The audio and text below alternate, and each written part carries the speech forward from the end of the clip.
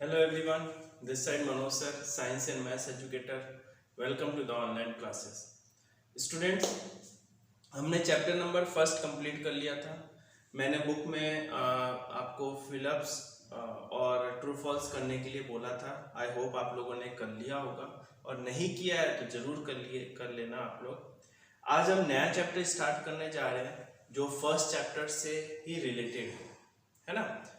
नया चैप्टर जो है वो आपका चैप्टर नंबर 2 है जिसका नाम है कंपोनेंट्स ऑफ फूड। हम पेज नंबर 23 से 26 तक आज कंप्लीट करेंगे, ठीक है ना। सारे टॉपिक उसके अंदर से कवर अप करेंगे, ठीक है। तो चैप्टर नंबर 2 का जो नाम है चैप्टर का, that is components of food. Component से पहले हम समझते हैं फूड के बारे में कि फूड होता क्या है। जैसे कि मैंने आपको इससे पहले वाले चैप्टर में बता दिया था कि फूड होता क्या है। तो बेसिकली अगर हम सिंपल वर्ड में समझे तो बॉडी को न्यूट्रिशंस की जरूरत पड़ती है, न्यूट्रिएंट की जरूरत पड़ती है ना। तो फूड क्या होता है? फूड होता है सोर्स ऑफ न्यूट्रिएंट, मतलब जो न्यूट्रिएंट हमें बॉडी को चाहिए, विटामिन, प्रोटीन, फैट्स, मिनरल्स, उसका सोर्स क्या है? फूड है। और ये कहाँ से आता है? ये प्लांट से भी आता है और एनिमल से भी आता है। पहले बात हमने समझ ली। उसके बाद चैप्टर का मतलब समझते हैं। फूड तो समझ लिया, अब भैया कंपोनेंट्स क्या होते हैं? What do mean by components? तो कंपोनेंट्स से अपन समझ सकते हैं कि फूड जो हम खा रहे हैं उसके अंदर जो हमारे लिए रिक्वायर्ड है न्यूट्रिएंट है, उन सारे न्यूट्रिएंट्स को हम कंपोनेंट कहते हैं। जैसे प्रोटीन, फैट, मिनरल, विटामिन्स, है ना, वाटर, ये सारे चीजें जो कह सकते हैं हम लोग, कह सकते क्या, ये सारे चीज क्या होते हैं? हमारे कंपोनेंट्स होते हैं, है ना। जिसके बारे में हम डिटेल में पढ़ेंगे कि कौन से फूड में कौन सा न्यूट्रिएंट पाया जाता है और वो न्यूट्रिएंट से हमारी बॉडी को क्या फायदा है, उसके बारे में हम डिटेल से पढ़ेंगे। बेसिकली मैंने आपको इंट्रोडक्शन पार्ट में बता दिया कि इंट्रोडक्शन पार्ट में फूड क्या होता है और कंपोनेंट्स क्या होते हैं, राइट। फिर आता है हमारा do we need energy when we sleep? क्या हम सोते हैं तब हमें एनर्जी की जरूरत पड़ती है? Yes, obviously. सांस लेते हैं, ब्रीथ करते हैं, रेस्पिरेशंस होता है ना। इन सारी चीजों के लिए हमें एनर्जी की जरूरत जरूर पड़ती है, ठीक है ना। फिर व्हाट इज फूड के बारे में मैंने आपको बता दिया, that is what food is any substance consume to provide nutrition support to organism. Organism को किसकी सपोर्ट मिलती है? ऑर्गेनिज्म को न्यूट्रिशन की सपोर्ट मिलती है। किसकी मिलती है? न्यूट्रिशन की सपोर्ट मिलती है। और वही न्यूट्रिएंट से हमें क्या मिलता है?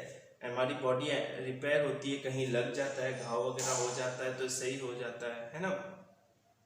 हम बीमार हम नहीं हो पाता, हमारी इम्यूनिटी सिस्टम अच्छा रहता है, हमारी बॉडी बिल्कुल ग्रोथ होती है, हम लंबे बॉडी बिल्डर्स जैसे हो जाते हैं। वो किसकी हेल्प से होता है? न्यूट्रिएंट की हेल्प से होता है, ठीक है ना। हमारी बॉडी को एनर्जी मिलता रहता है जिससे हमारी बॉडी नॉर्मल एक्टिविटीज करते हैं, है ना। ये सारी चीज किससे मिलता है? फूड से मिलता है, जो कि सपोर्ट करता है ऑर्गेनिजम्स को, है ना। सारे ऑर्गेनिजम्स, चाहे वो एनिमल हो, चाहे वो लिविंग बींग्स हो, चाहे हम ह्यूमन बींग्स हो, चाहे वो प्लांट्स, सारे लिविंग ऑर्गेनिजम्स को सपोर्ट करता है, ठीक है। It is usually of plants and animal origin. ये कहाँ से मिलता है? या तो प्लांट से मिलता है या फिर एनिमल से हमें प्रोवाइड होता है। एंड कंटेन एसेंशियल न्यूट्रिएंट्स, और उसके अंदर क्या कंटेंट होता है? कुछ इंपॉर्टेंट न्यूट्रिएंट्स होता है जो कि कार्बोहाइड्रेट्स, फैट्स, प्रोटीन, मिनरल्स, ये सारे होता है जो हमारी बॉडी के लिए रिक्वायरमेंट है ना। और उसके बाद आता है रिलीजनल फूड्स। रिलीजनल फूड्स मैंने आपको प्रीवियस फर्स्ट चैप्टर में बताया था, मतलब कि हर रीजन में अलग अलग फूड को एक रीजनल फूड के नाम से जाना जाता है। जैसे कि मैंने आपको बताया था राजस्थान में दाल बाटी चूरमा एक रीजनल फूड है। गुजरात में आप चले जाओ तो ढोकला, फाफड़ा, ये सारी चीज़ क्या होता है? आपका रिलीजनल फूड है। साउथ में चले जाओ तो इडली, डोसा, ये सारी चीज़ क्या है? रिलीजनल फूड्स है। तो बेसिकली रिलीजनल फीस पर्टिकुलर एक रीजन का एक मतलब फेमस फूड होता है कि वो फूड लोग वहाँ पे बहुत ज़्यादा पसंद किए जाते हैं, है ना। आप लोग देख लो कि राजस्थान में देखो तो स्पाइसी लोग ज़्यादा मिलेंगे, आपको स्पाइसी खाना ज़्यादा पसंद है। बट आप गुजरात चले जाओ तो वहाँ पे मीठा खाना, वो दाल वगैरह में सब में चीनी डाल के वो लोग खाते हैं ना, तो वो सारा टेस्ट के हिसाब से उनका रिलीजनल फूड बन जाता है। अब एक फूड जो हम खा रहे हैं है ना, उससे हमें क्या बेनिफिट है? हम पढ़ रहे हैं तो हमें बेनिफिट तो इसलिए है ना कि भाई आगे जाके हम इन फ्यूचर में हम एक अच्छी जॉब पा सके, अच्छा बिजनेस कर सके, हम एजुकेटेड कहलाए, हमारा माइंड ओपन हो सके, है ना, ओपन माइंडेड हो सके। तो इससे कुछ पढ़ाई से कुछ ना कुछ बेनिफिट है, तभी हम लोग इस पढ़ाई को कर रहे हैं। इसी तरह से जो हम खा रहे, ब्रेकफास्ट खा रहे, लंच खा रहे, डिनर खा रहे, है ना, दूध पीते हैं, ये सारी चीज से हमें क्या बेनिफिट है? हम तो मुंह चबाते रहना, हमारा तो एनर्जी जा रही है, तो हमें बेनिफिट तो होना चाहिए ना कुछ ना कुछ, तभी हम उस चीज को यूज करेंगे। तो सबसे पहला बेनिफिट क्या है? Provide nutrients. हमारी बॉडी को न्यूट्रिएंट्स प्रोवाइड करता है। कौन करता है?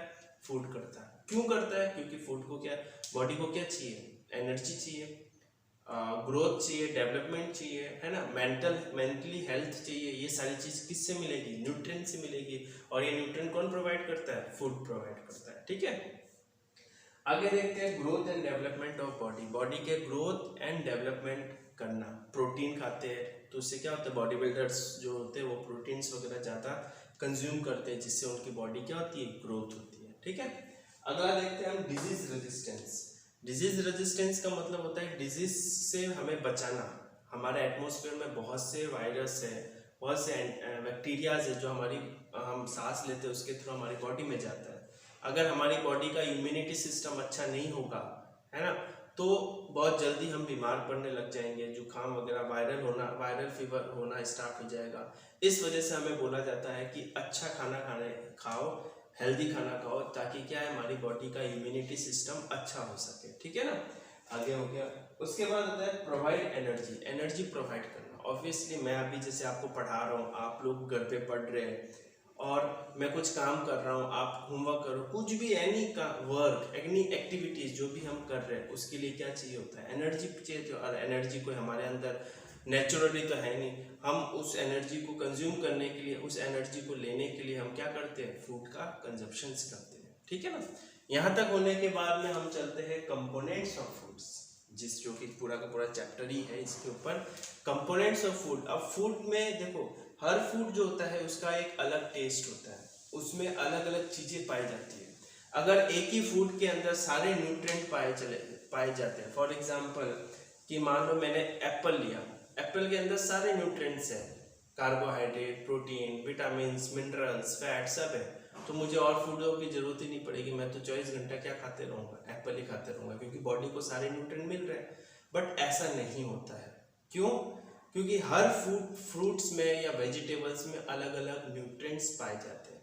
इस वजह से हमें, हमारी बॉडी को तो सारे न्यूट्रिशंस की जरूरत पड़ती है, इसलिए हमारे वैरायटी ऑफ फूड्स हमें कंज्यूम करना पड़ता है, फ्रूट्स या फूड्स, वेजिटेबल कंज्यूम करना पड़ता है, जिससे हमारी बॉडी क्या हो सके, बॉडी को वो सारी चीजें मिल सके जो कि बॉडी को रिक्वायरमेंट हो।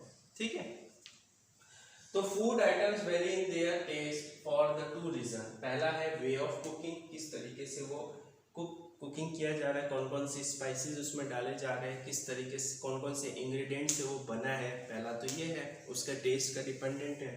दूसरा है व्हाट दे कंटेंट, और उसके अंदर कंटेंट क्या है, वो ज़्यादा प्रोटीन रिच है या फिर ज़्यादा कार्बोहाइड्रेट रिच है या ज़्यादा वो विटामिन रिच है ना, ये बहुत मायने रहता है। ठीक है ना, the main components of foods are carbohydrates, proteins, fats, vitamins and minerals.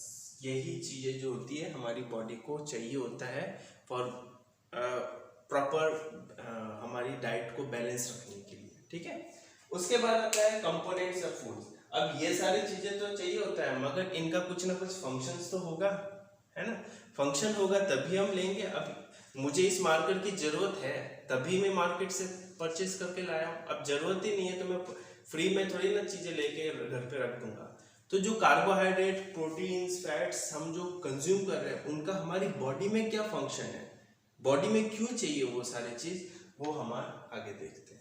जैसे कार्बोहाइड्रेट्स होता है, ये क्या प्रोवाइड करता है बॉडी में? एनर्जी प्रोवाइड करता है।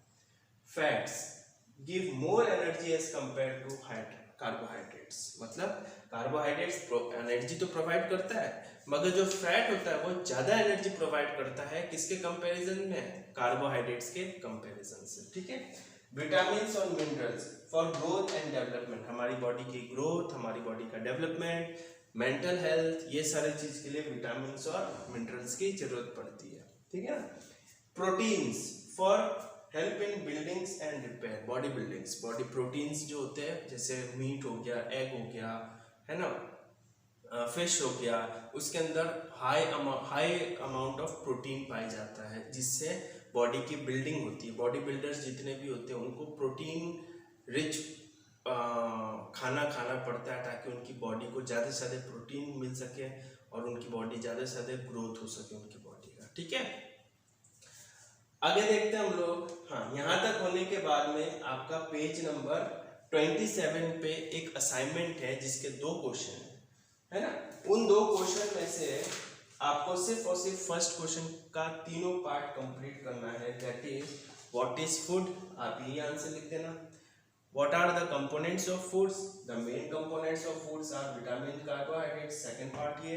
And what do you mean by nutrients, nutrients क्या होता है ये आपको मैंने फर्स्ट चैप्टर में करवा दिया, तो वहां से आप लोग चेक करके लिख सकते हैं। ठीक है ना। Thank you.